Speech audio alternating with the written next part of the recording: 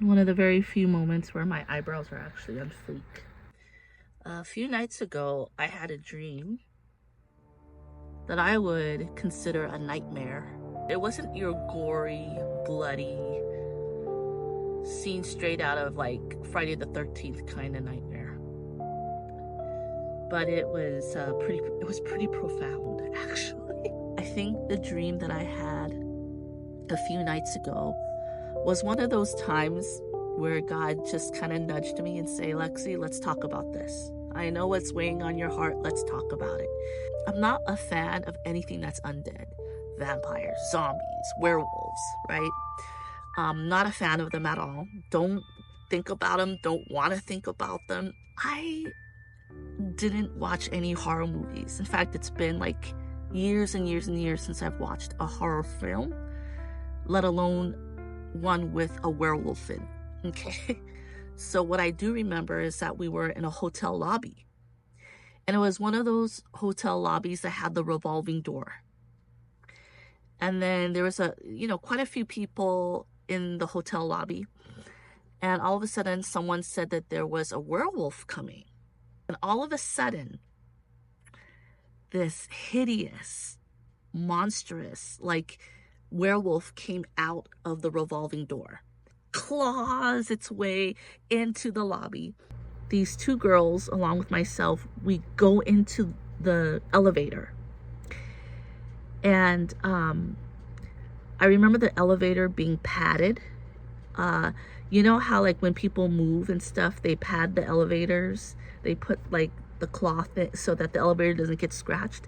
Well, that's what was going on in this elevator. I don't know if that has any significance, but that's what I saw in my dream. And one of the girls was pressing buttons, right? Like, we were all nervous. We were like, I was thinking honestly, like, okay, this werewolf is in the lobby, probably devouring everybody in sight.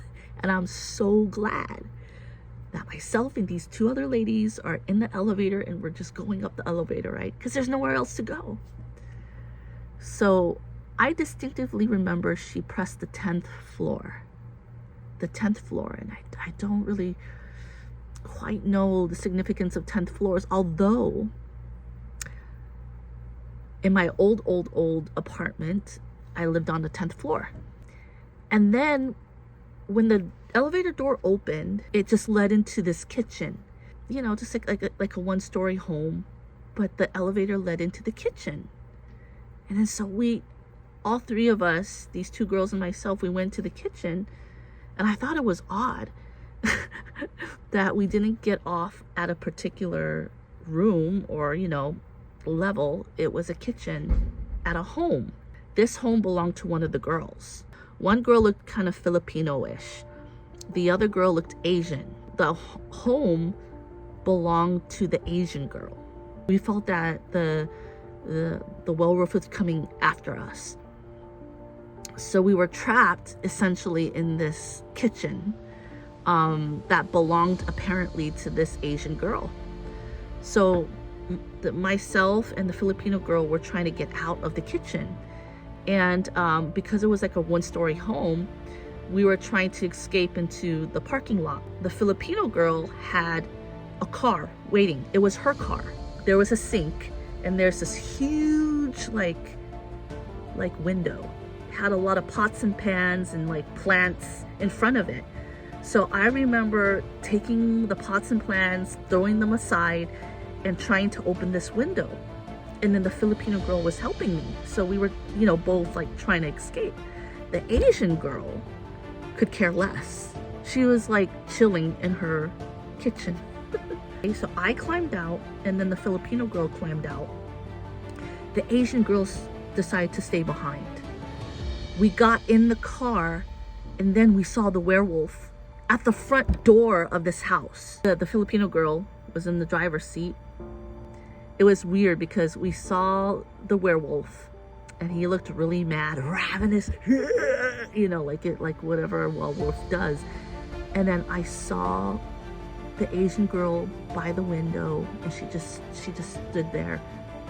So we jetted like this. The Filipino girl drove backwards. The houses now somewhere on the right of us.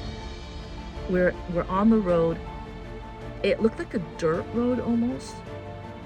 And so she stopped, and we can see the werewolf dragging the Asian girl right onto the road.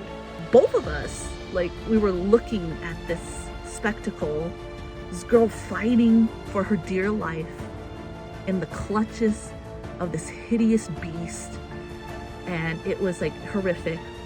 And then I turned to the Filipino girl and I said, "Try."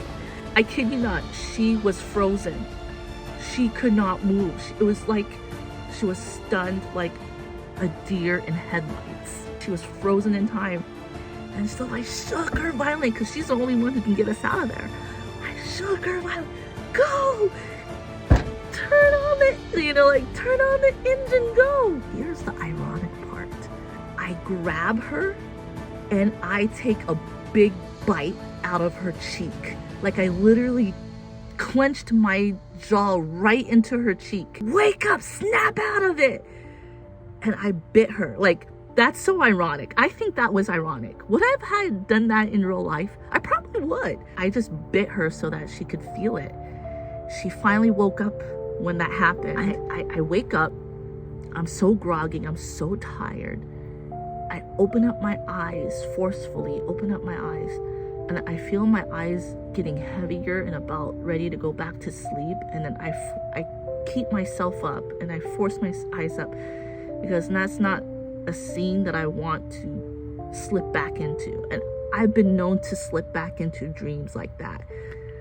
I know that was a dream that meant something. It jarred me, it surprised me, but I felt like it had so much meaning. Like, I didn't feel scared. But I knew it was significant, and I knew that, like, I just had to talk to God about this. And what he told me was amazing. And I'll save that for another video. Stay tuned for part 2 of what the heck did that dream mean?